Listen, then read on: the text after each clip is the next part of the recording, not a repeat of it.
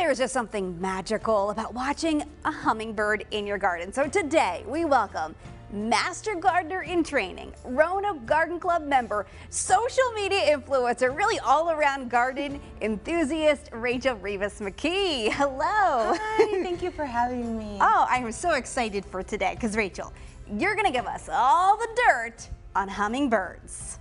They're gorgeous, right? Absolutely. Okay, I know first of all, they're really cool to watch, but why are hummingbirds so important? Well, it's really all about that magical word in the garden, pollination. Yes. And a lot of times when we think of pollinators, we think of bees and butterflies, but birds actually pollinate a lot too. And hummingbirds are the most common pollinating bird in North America. I never knew that. That is really cool. Okay, so they're a great pollinator, so we want to attract them. And how can we do that? How can we want them to come to our garden? Well, if we have the space, we can plant native plants. That's probably the best thing that we could do. Pesticide-free native plants. And that could be something like a beautiful coneflower, or the ever graceful Virginia sweet spire, or a sweet-smelling hyssop plant. That's one of my favorites. I have that. So this is actually the hyssop, right? We have a picture of it on the screen. That is really pretty. Isn't that gorgeous? And it smells like licorice. Really? And that's a native plant. That is a native plant. Okay. Do we have any of the other? No, we got a couple pictures. What else? So this is the Virginia sweet spire. That is sweet spire, yes. I love that one. And it looks really good in cut flower arrangements as well. Oh, okay. But hummingbirds are attracted to it. Yeah. And then this one might not look like a hummingbird would be attracted to it, but they love it. It's the purple coneflower, native to Virginia.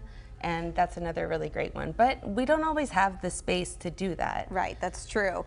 But we do, I mean, there's still other ways that we can invite them into our lives. Right. Like making a simple concoction. Yes, okay, so we don't always have time to or we don't really have to go out and buy the stuff, right? I didn't know this, but we can make it at home. Exactly. It's extremely easy. Are you ready for this? Okay, yes. All right, we have a little concoction here. You're going to show us how to do it. Yes, it's just 1 part refined white sugar. Okay. And then 4 parts water. And you stir that up and until the sugar dissolves, and that's literally it. Okay. Yeah, look. Okay, yeah, we see it on the camera. Yeah.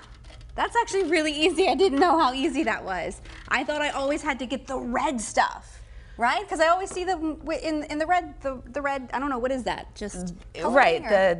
You can skip the expensive stuff at the store and just make it at home. Hummingbirds do love red, but most of the feeders have flashes of red on them that are enough to attract them. Yeah, I noticed that too. So these are some of the feeders that you have. And what I love too is these are all different price points. Exactly. Right? Like these are beautiful hand-blown glass feeders, and they're stunning. This one is a little more inexpensive, but it has 10 ports.